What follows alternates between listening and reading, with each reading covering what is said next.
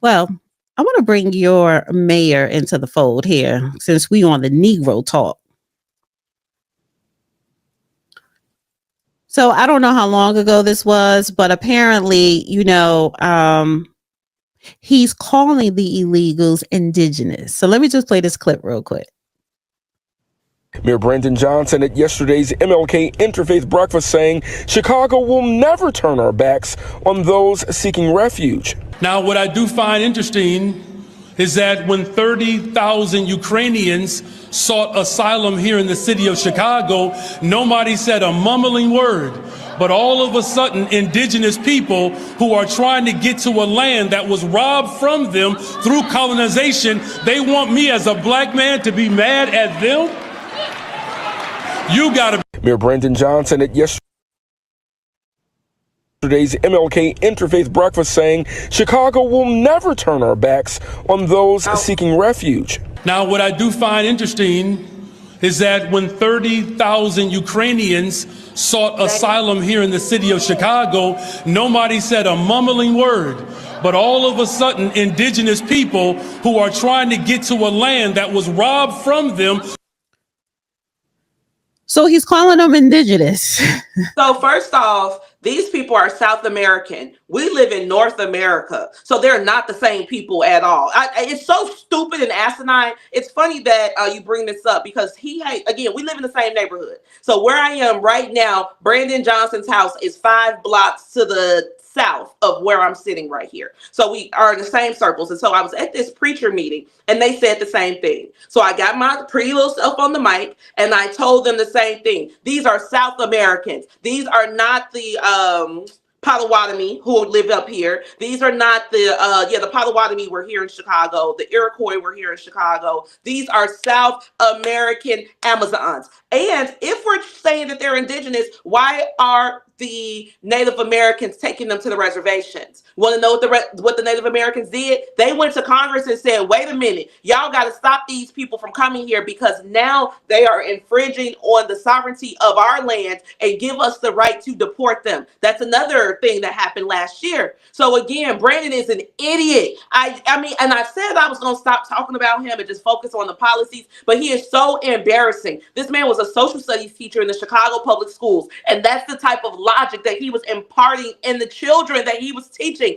That's why they took him out the classroom. He is stupid. That's the stupidest thing that I've ever heard in my life. It is offensively stupid because we are indigenous. My people are straight from Chula and Greenwood, Mississippi. Baby, I'm Choctaw. So you can't tell me that these people kin to us because they're not. We have nothing in common with them. And the 30,000 Ukrainians who came here legally. They didn't come in through a hole in the gate. They went to the embassy. They got their fingerprints taken. They got their pictures taken, and they were brought in properly. So it's even insulting to the legal immigrants for him to try to lump them all together. But he thinks that everybody is stupid just like him. So he just keeps on saying these stupid things. Brandon Johnson hates Negroes. Matter of fact, I'm going to get a shirt that says that. Brandon Johnson hates Negro people because he does.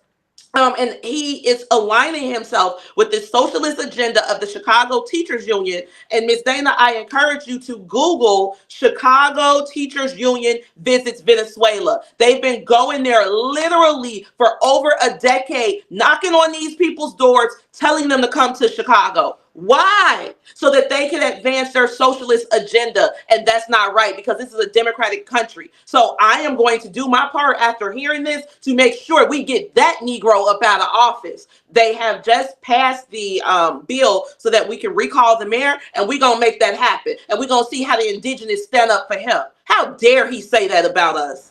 I'm sorry that I'm so angry, but that's just so asinine and frustrating. Let me ask you this question though. The 30,000 Ukrainians, right? Are they temporarily? Because I think they should be, because the Haitians, when the earthquake happened over there, they got temporary residents here, temporary. And I think it was 2 years. So that was when Trump was president. So when it expired, Trump was like, okay, you got to go. So is that the same sentiment, the Ukrainians? Is that the same deal for the Ukrainians? Because I think that's only right.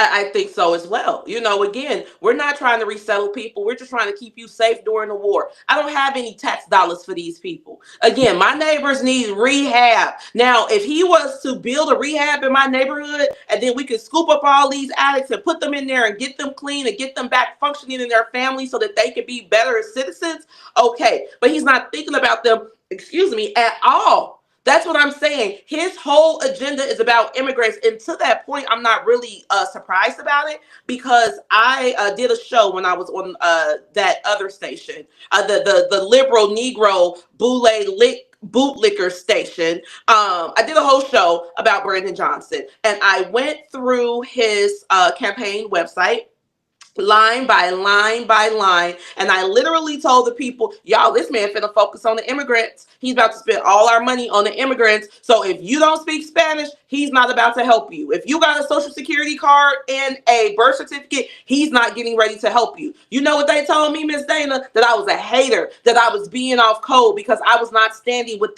our neighbor as he ascended to power to be the mayor because they thought that he was going to take care of the Austin community. And we see that that is not his priority. So now everybody's like, oh, I don't know what to do. No, yes, you do. It was on the website. All the people who helped get him in office, this is on y'all. But again, he is an embarrassment. It is very frustrating. It is, and I say too, he needs to tell people that he's from Elgin, not the Austin community. The Austin community does not produce punk ass men like that. No, ma'am. No, ma'am. No, ma'am. No, ma'am. He does not belong to us. Now, people, because I'm reading the comments as we're talking. We have to understand that the Negro is a hybrid. We are ethnically North American. We are African, European, and Native. That's what makes us unique to the North American continent, our native bloodlines. And I'm going to stand on that. Okay, I don't care that we come from other countries or that we came from Africa. Sure did 300 years ago. And those Africans mixed with the Choctaws and the white folks down in Mississippi to get me right here with this thick hair on my shoulders. So right. I know who I am. I know what I'm standing for. And I don't feel any guilt about anything that this country has done to get us right here, right now.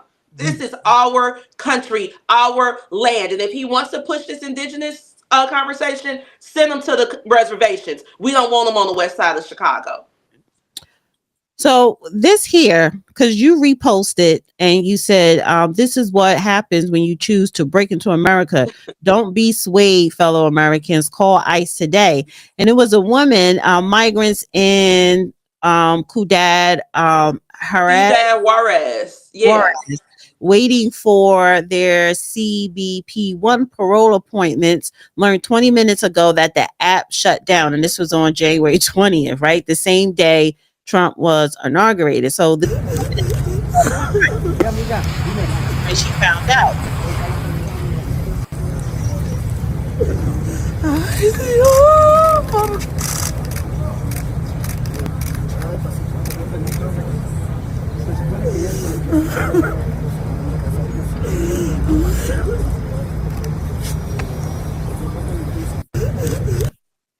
I mean, listen. How I'm supposed to feel about that? Right. What I'm supposed to say? Oh no, Lord Jesus, open the borders, Lord, turn the app back on, Lord. Can't you see the woman crying? She missed her appointment. No. No, well, what was that app? That CBP? Jim Crow Joe had created an app that anybody in the world could use in order to get entry to the United States of America. It would let you know where you wanted to go. They would help fly you in. They would do all kind of stuff, but the app gave you an appointment in order to go and get this process started. Right now, we're not taking anybody. We are full. No vacancy right now. Okay. No vacancy at this moment. Now, this could happen. This could happen later on. But right now, at this very moment, we don't have time for that. We got stuff we got to clean up. We got to get the measles out the Chicago public schools. Like, what are we doing here? So that we just believe that we have so many resources and so much time and energy to give to people who want to come here and build on top of us as we try to dig ourselves out of the situation that we're in. I'm over it. I am over it. I am over it. I don't care. My heartstrings are not being pulled. America do not be swayed by this. They're about to show you a whole bunch of crying kids right now in the next 30 days. And when you see those kids, you say, Lord, bless their heart. And that's all you better say, because we got a literacy rate right now in the Chicago public schools for Black kids that sits at 8%. 8. That means that 92% of the Black children in Chicago public schools cannot read, which means that in 10 years, our children will not be able to compete in the global workforce and buy the houses that their parents are going to leave them and pay the taxes on them.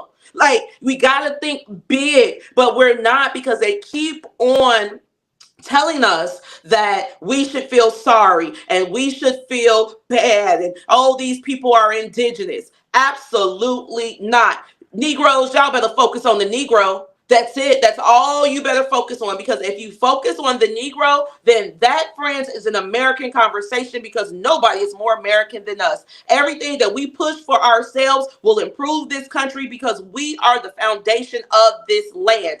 And I also want to let you guys know that we are not in some united fight with non-white immigrants against white Americans. No, we are not. The only ally that we got outside the Negro is the white American, because they have the same tie to this land as we do.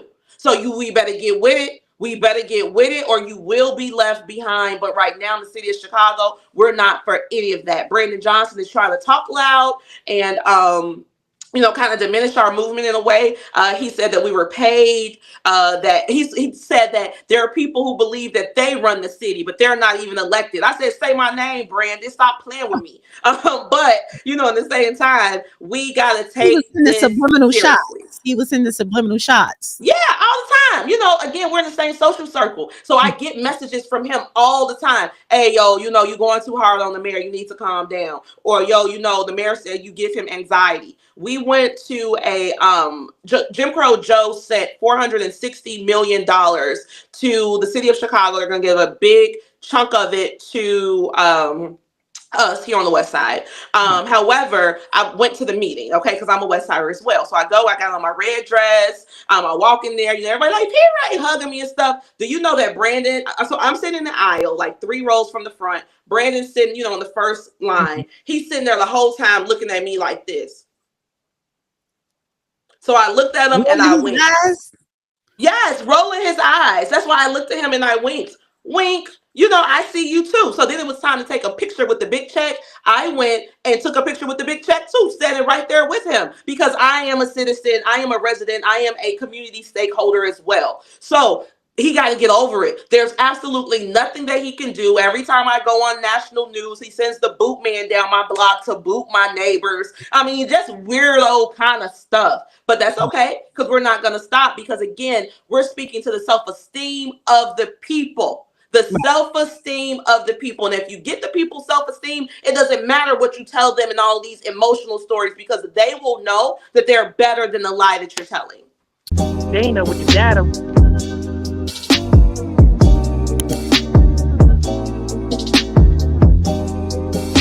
Dana with the data.